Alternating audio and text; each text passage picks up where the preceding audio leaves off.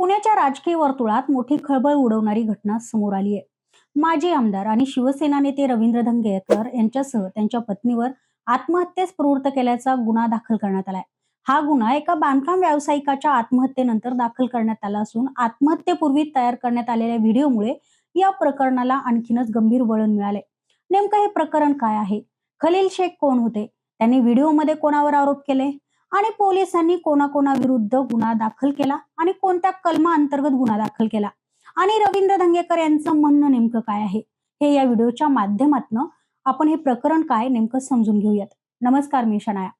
खलील शेख हे पुण्यातील बांधकाम व्यावसायिक आणि कंत्राटदार होते. लक्ष्मी रस्त्यावरील एका मोठ्या बांधकाम प्रकल्पात ते भागीदार होते. हा प्रकल्प वक्फ बोर्डाच्या जागेवर उभारला जात होता. त्यासाठी उत्कर्ष असोसिएट्स नावाची कंपनी त्यांनी स्थापन केली होती.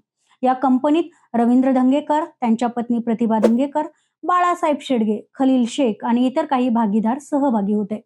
प्रकल्पासाठी मोठ्या प्रमाणावर बँकांकडून कर्ज देखील घेण्यात आलं होतं. सुरुवातीला हे काम वेगाने सुरू होतं, मात्र नंतर बोर्डाकडनं या जागेबाबत वाद निर्माण झाला आणि या प्रकल्पाला स्थगिती मिळाली. काम थांबलं, उत्पन्न बंद झालं, पण बँकेचे हप्ते, व्याज आणि कर्ज वाढतच राहिलं. याच आर्थिक तणावातनं खलील शेख अडकत गेले. 15 जुलै रोजी त्यांनी राहत्या घरी गळफास घेऊन आत्महत्या केली. मात्र आत्महत्येपूर्वी त्यांनी एक व्हिडिओ आणि एक चिठ्ठी तयार केली होती. या व्हिडिओमध्ये त्यांनी काही व्यक्तींवर गंभीर आरोप केले. खलील शेख यांच्या म्हणण्यानुसार कंपनीकडनं त्यांचे सुमारे 50 लाख रुपये येणे होते. एका बिलाचे 20 लाख रुपये, आणखीन 2 बिलाचे प्रत्येकी 15 लाख रुपये असे मिळून 50 लाख रुपये अडकले होते.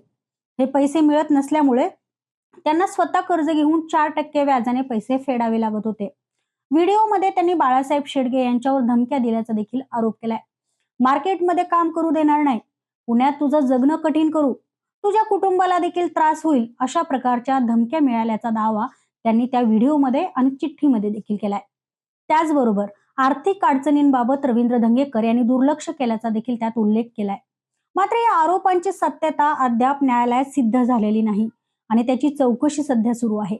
या प्रकरणानंतर स्वारगेट पोलिसांनी भारतीय न्याय संहितेतील कलम 108 तसेच धमकी आणि इतर संबंधित कलमांखाली गुन्हा दाखल केलाय.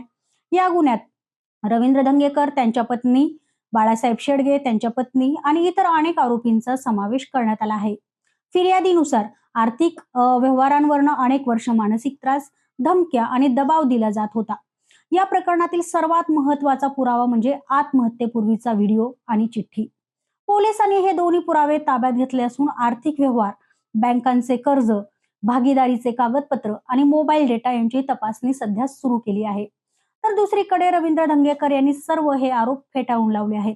त्यांच्या म्हणण्यानुसार त्यांच्या पत्नीने 2025 मध्येच या कंपनीतनं माघार घेतली होती. खलील शेख यांच्याशी त्यांचे कोणतेही थेट आर्थिक व्यवहार नव्हते. सर्व व्यवहार हे कंपनी मार्फत होत होते. धंगेकर यांनी असा देखील दावा केलाय की खलील शेख यांना यापूर्वी 70 ते 80 लाख रुपये देण्यात आले होते.